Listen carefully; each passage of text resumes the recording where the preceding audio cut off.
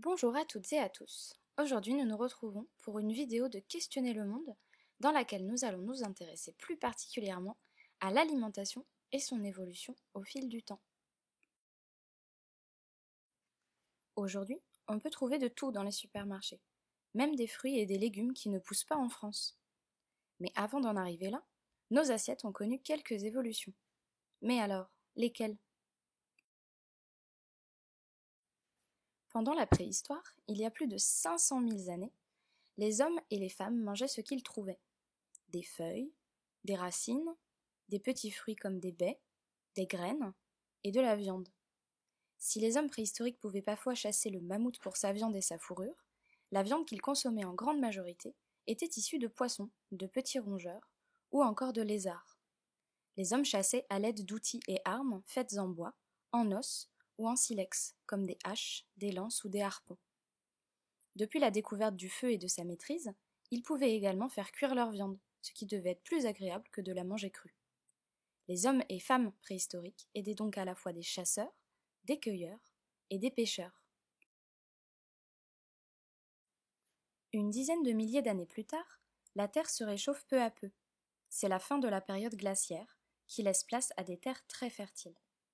Les hommes et les femmes se sédentarisent, c'est-à-dire qu'ils s'installent à un endroit pour y rester. Ils cultivent les premières céréales, comme le blé, l'orge ou les lentilles, et élèvent des animaux, comme des chèvres, des ânes, des porcs ou des bovins. Auparavant chasseurs-cueilleurs, ils sont devenus agriculteurs et éleveurs. C'est ce que l'on appelle la révolution néolithique. L'Antiquité est une période de nombreuses guerres, conquêtes, mais également une période d'impressionnantes constructions, comme les pyramides en Égypte ou le Colisée en Italie. Il y a donc de nombreuses personnes à nourrir, que ce soit les soldats ou les travailleurs et travailleuses sur les chantiers de construction.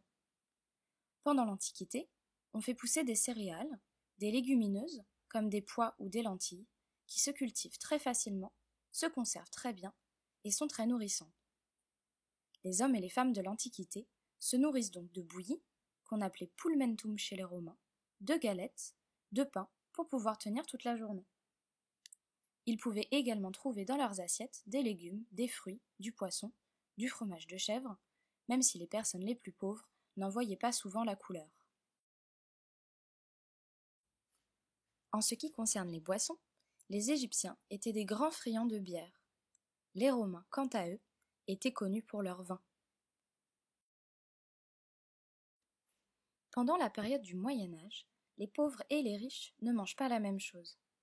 Les plus pauvres se nourrissent de produits du sol et de la terre, comme des navets, des choux, des fèves, de l'ail ou encore des oignons. Ils mangent aussi du pain, très gris et pas très appétissant, fait à partir de céréales, comme du blé, du seigle ou de l'avoine. En effet, le pain est la base de l'alimentation quotidienne, que ce soit chez les pauvres comme chez les riches. Mais chez les nobles, le pain n'était pas gris ou sombre. Ils consommaient du pain blanc, mais également de la viande, des fruits et même des épices, comme le gingembre, la cannelle, la muscade ou le poivre. Elles étaient très rares, donc très chères. Les nobles organisaient souvent de grands banquets pour montrer aux autres qu'ils étaient riches et puissants. À la fin du Moyen Âge, et donc au début des temps modernes, les voyages vers d'autres continents que l'Europe se multiplient, comme ceux de Christophe Colomb ou Ferdinand Magellan. Les colons rapportent ainsi de ces nouveaux pays des aliments inconnus au palais des Européens. Par exemple, le piment est rapporté par les Portugais depuis Cuba. La pomme de terre a été découverte au Pérou. La tomate a été ramenée par les Italiens depuis le Mexique. Les haricots ont été découverts également à Cuba. Le cacao et la vanille ont longtemps été cultivés par les Mayas et les Aztèques, qui habitaient en Amérique centrale. Les artichauts ont été rapportés d'Afrique du Nord, probablement d'Égypte. D'Amérique du Sud ont été rapportés les ananas. La mangue, quant à elle, a été rapportée des régions de l'Inde et du Pakistan. Après la Seconde Guerre mondiale, une grande partie de l'Europe a été détruite. Il faut donc que les pays se reconstruisent et nourrissent leur population. En 1945, l'Organisation des Nations Unies pour l'alimentation et l'agriculture est créée, Et 2 ans plus tard, en 1947, les États-Unis lancent le Plan Marshall.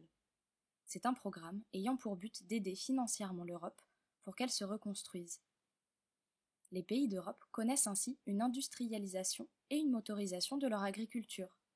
Les engrais et les pesticides se multiplient et la consommation alimentaire évolue elle aussi, puisque les années 1950-1960 voient apparaître les premiers grands supermarchés. Les pratiques agricoles mises en place après la guerre pour répondre à un besoin ne semblent plus avoir leur place dans notre monde aujourd'hui. Malheureusement, elles continuent et ont un impact négatif sur l'environnement, comme la déforestation. En 2018, 12 millions d'hectares de forêts tropicales ont été détruits, ce qui représente l'équivalent de la surface de la région Île-de-France. L'évolution de notre alimentation peut également avoir un impact négatif sur notre santé. Nous trouvons dans nos assiettes de plus en plus de produits transformés, trop gras et surtout trop sucrés, qui causent de l'obésité chez beaucoup de personnes. À l'inverse, même si nous sommes capables de produire d'immenses quantités de nourriture, une personne sur 9 souffre de la faim dans le monde aujourd'hui.